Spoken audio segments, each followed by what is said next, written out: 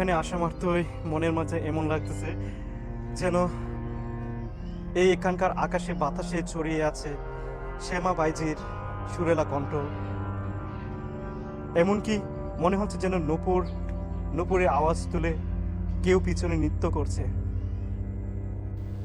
এই স্তব্ধভাবে দাঁড়িয়ে থাকা ইমারতটি বাটির কন্যা তারাইলের গৌরব এবং ঐতিহ্যকে আঁকড়ে ধরে রেখেছে। এটা দামিহার উমেশ চৌধুরীর বাড়ি। এখানে ছিল নাট্যমঞ্চ, এই প্রাসাদের সামনে ছিল নাট্যমঞ্চ। আর এখানকার সবচেয়ে জনপ্রিয় একজন নর্তকী বা বাইজি ছিল, যার নাম ছিল শ্যামা। আজ শ্যামা, কিছু মানুষ এমন ছিল শ্যামার প্রতি আকৃষ্ট যে আগুনের মধ্যে যেন হতভম্ব হয়ে উলুপোকা উড়ে পড়ে এবং পুড়ে মরত। তার রূপে এমনই মগ্ন ছিল এখানকার মানুষ। তো আজ এই প্রাসাদটাকে এক্সপ্লোর করব, এমনকি এই শ্যামার জীবন কাহিনী কিছুটা হলেও তুলে ধরার চেষ্টা করব। চৌধুরী বাড়ির বাসস্থান হিসেবে এলপেটানের জাফরি ইটের দ্বারা নির্মিত ইমারতটি এখনও চৌধুরীর ঐতিহ্যের কালের সাক্ষী হিসেবে বিদ্যমান আছে। দেয়ালের মাঝে লেগে থাকা আদি নকশাগুলো শৈল্পিকভাবে এত সুন্দর, নিখুঁত কারুকার্য যা বর্তমানে দেখা যায় না। এই ভঙ্গুর দেয়ালটি বর্তমানে অরক্ষিত অবস্থায় এমনভাবে রয়েছে যে কোনো সময় ভেঙে পড়তে পারে। ইমারতে ছাদের উপরে জঙ্গলের মতো গাছ দেখা যাচ্ছিল। এখন আমরা দ্বিতীয় তলায় উঠে দেখে আসি কি অবস্থা ওখানকার। উপরে জঙ্গল থাকায় ভয় হচ্ছে যদি কোনো বিষাক্ত সাপ অথবা পোকামাকড় থেকে থাকে। আমরা এখন শুনতে পাচ্ছি চামচিকা শব্দ। আমরা এখানে দিনের বেলা এসেও এতটুকু অন্ধকার পাচ্ছি, সূর্যের আলো এখনো দীপ্তমান রয়েছে, তবু চারদিকে ভিতরে অনেক অন্ধকার। কথিত আছে এখানকার জমিদার উমেশ চৌধুরীর নামে উমেশ কোম্পানি নামক একটি যাত্রাপালা ছিল। সেখানকার পোশাকগুলো বহন করার জন্য কিন্তু দুটো নৌকা লাগতো। আমাদের বাংলাদেশের 1971 স্বাধীনতা যুদ্ধ চলাকালীন সমস্ত কিছুই লুট করে নিয়ে যায়, যার কারণে কোনো কিছু অবশিষ্ট স্মৃতিচিহ্ন নেই। এটা একটি প্রাচীন দুর্গ হওয়ায় আমরা খুব ভয়ে ভয়ে হাঁটতেছি যদি কখনো ভেঙে পড়ে যায়। আমরা এখন দোতলায় উঠতে যাচ্ছি। ছোটবেলায় অনেকবার এসেছি। এটার সিঁড়িটা অনেকটা খাড়া, অনেক ডেঞ্জারাস একটা সিঁড়ি। আর এই যে খাড়া সিঁড়ি, সিঁড়িতে উঠতে যেন চৌধুরী চৌধুরী নিজেকে মনে হচ্ছে।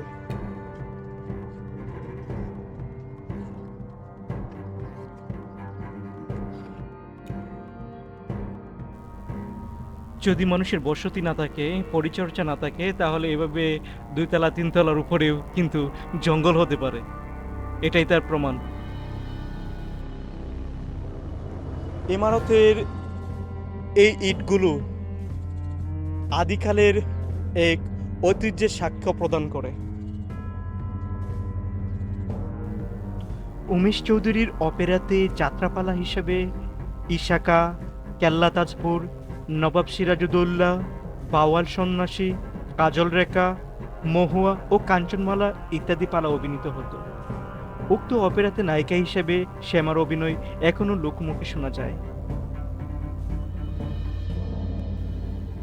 আর অভিনয়ের মাধ্যমে অনেক চৌধুরী এবং জমিদারদের থেকে বহুত এনাম পেত। এই চৌধুরী বাড়িতে আসার পরেও আমার কাছে এমন একটি অনুধাবন হচ্ছে যেন শ্যামাবাইজি এখনো নূপুরের ছন্দ নিয়ে এই বুঝে এসে পড়লো নৃত্য করার জন্য, আমাদেরকে মনোরঞ্জন দেওয়ার জন্য। চলুন আরেকটু এই বাড়িটাকে এক্সপ্লোর করা যাক। সিঁড়িটা কত খাড়া। ছোটবেলায় যদিও বা অনেকবার এসেছি, এই কারা সিঁড়িতে নামতে কিন্তু অনেক ভয় পেতাম। যে উঠে পড়তাম কিন্তু নামার জন্য অনেক ভয় পেতাম। একদম খাড়া, যদি একটু স্লিপ কাটে তাহলে কিন্তু বড় ধরনের একটি দুর্ঘটনার সম্মুখীন হতে হবে। জনশূন্যহীন তাকায় এই প্রাসাদটি, এই ইমারতটিতে এখানকার দুষ্ট পোলাপান পটি করে রেখে যায়।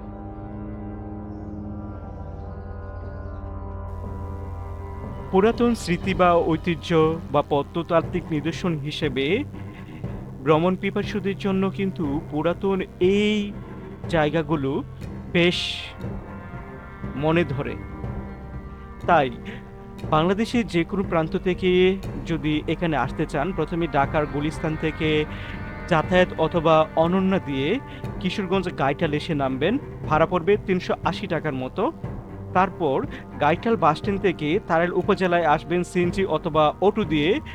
অটো ভাড়া পড়বে ৫০ টাকা আর সিএনজি ভাড়া পড়বে ৬০ টাকা। তারেল উপজেলায় এসে নেমে তারপর দামিয়া চৌধুরী বাড়ি বললেই রিক্সাওয়ালা আপনাকে নিয়ে আসবে মাত্র ৩০ টাকার ভাড়ায়। বাহিরে দিনের ফকফকে আলো, কিন্তু ভিতরে অন্ধকার। চিন্তা করে দেখুন তারা কিভাবে এই অন্ধকারের মধ্যে মশাল জ্বালিয়ে বসবাস করত। তখন তো বিদ্যুৎ ছিল না। জাফরি ইটে নির্মিত বিভিন্ন নিখুঁত কারুকার্যগুলো যা বর্তমানে বিলুপ্ত, চোখ ঝাঁঝানো সৌন্দর্যের অববাহিকায় এই প্রাসাদ তথা ইমারতগুলো নির্মিত হতো।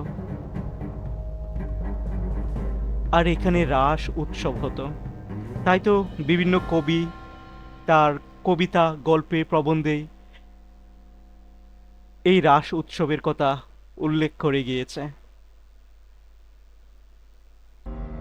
আজকে এখানকার একজন বাসিন্দা, এই তারাল উপজেলার একজন বাসিন্দা, এমনকি সারা বাংলাদেশের পরিচিত মুখ জাদুরাজ দীপু এখানে উপস্থিত।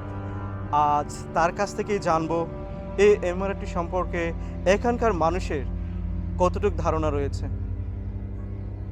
এই ইমারতটি এখানে ভঙ্গুর অবস্থায় আছে। এখানে কেমন মানুষের, এই এলাকার বা তারাল উপজেলার মানুষ এই প্রাসাদ সম্পর্কে কতটুকু অবগত আছে? ধন্যবাদ। আসলে এখানে আগে প্রচুর লোক আসতো, দেখতো।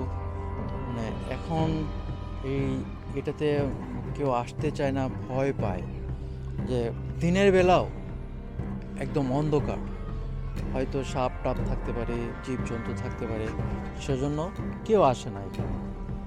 এটা আসলে এত বড় একটা সুন্দর একটা জিনিস, এটাকে আসলে সংস্কার করা প্রয়োজন। প্রশাসন তথা এখানকার চৌধুরীর বংশধর যারা আছে, বেঁচে আছে, বাংলাদেশে আছে বা এখানে আছে, তারা যদি এটাকে পরিষ্কার করে, আশা করা যায় এখানে বিভিন্ন জায়গা থেকে প্রদর্শন করার জন্য দর্শনার্থীরা আসবে ছুটে। আপনি কি মনে করেন? আসলে এই ঠিক এরকম বাংলাদেশে আনাচে কানাচে অনেক জমিদার বাড়ি আছে, চৌধুরী বাড়ি আছে। আমরা যদি সরকারিভাবে এগুলাকে সংস্কার করে নতুন একটা পরিচয় এই দেশের যে ছাত্র সমাজ, নতুন প্রজন্মকে আমরা তুলে ধরি, তাহলে আমরা অনেক কিছু জানতে পারবো, শিখতে পারবো। দাদা, সারা বাংলাদেশের মানুষ জানে কিন্তু আপনি একজন জাদুশিল্পী, জাদুরাজ দীপু। আপনি চ্যানেল আই, বিটিভি, আরটিভি অনেকগুলো চ্যানেলে কিন্তু আপনি জাদু দেখিয়ে এসেছেন। তো আজকে আপনার কাছে চাওয়া আমাদেরকে একটু জাদু দেখাবেন। ওকে, ধন্যবাদ।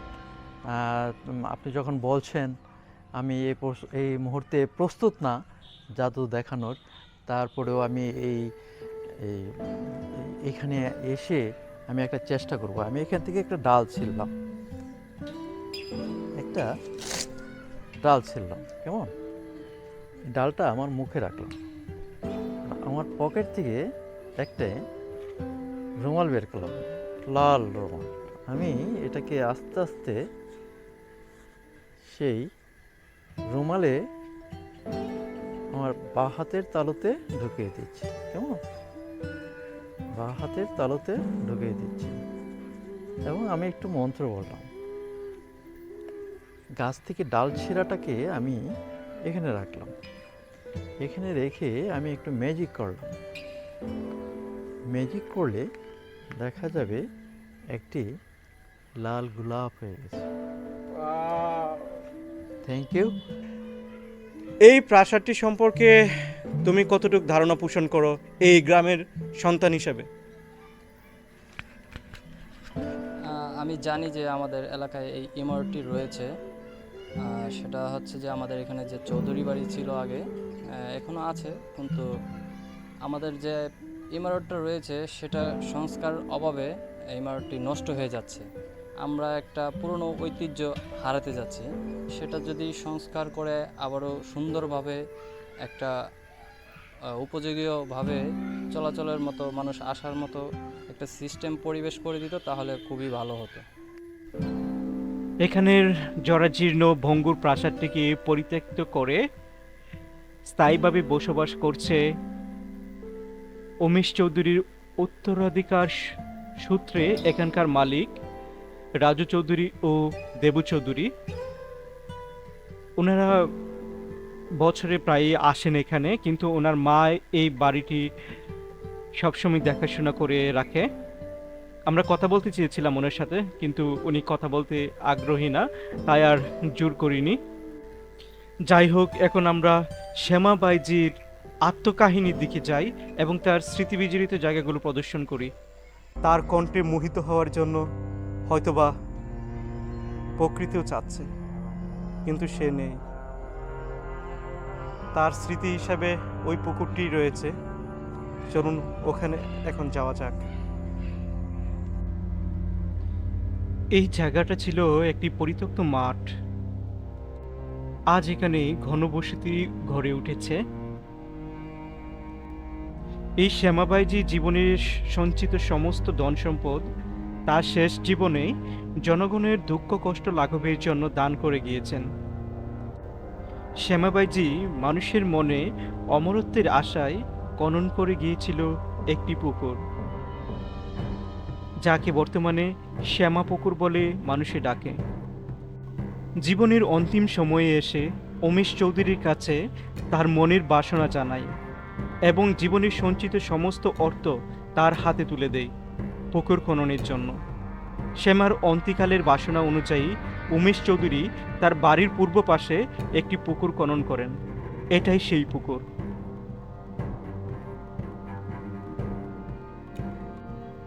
সমাজের কাছে ছিল সে একজন বাইজি, ধনাট্যের রক্ষিতা, ললনা। এই সমাজ সে নর্তকী ছিল বলে তাকে নারীত্বের মর্যাদা দেয়নি। যারা তার গান শুনে, অভিনয় দেখে বাহবা দিত, তারাই শেষ জীবনে তাকে রক্ষিতা বাইজি বলে ছি ছি করছে।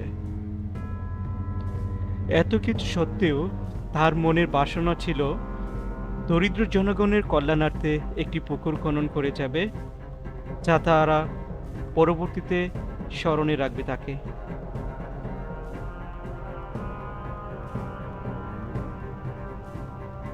সন্তান যেমন সারাদিন খেলাধুলা করে ক্লান্তি লয়ে মায়ের কোলে স্বস্তি পায়, তেমনি সারাদিনে পরিশ্রান্ত হয়ে জনগণ পুকুরের পানিতে স্নান করে দেহের ক্লান্তি দূর করবে, সেটাই ছিল তার মূল লক্ষ্য। পুকুরটির স্বচ্ছ সলিলে মৃদুমগ্ন হাওয়ায় দুলে ছোট ছোট ঢেউ শ্যামাবাজির নৃত্য অনুসরণ করছে বলে মনে হয়। এখন আর জমিদারি নেই। এখনো নাকি মাঝে মধ্যে পুকুর পাড়ে গভীর রজনীতে শ্যামার পায়ের নুপুরের ঝংকার শোনা যায় বলে জনশ্রুতি আছে। ভিডিওটি সাথে থেকে দেখার জন্য সবাইকে ধন্যবাদ। আমাদের পরবর্তী ভিডিওগুলি দেখার জন্য চ্যানেলটিকে ফলো এবং সাবস্ক্রাইব করে সাথে থাকুন।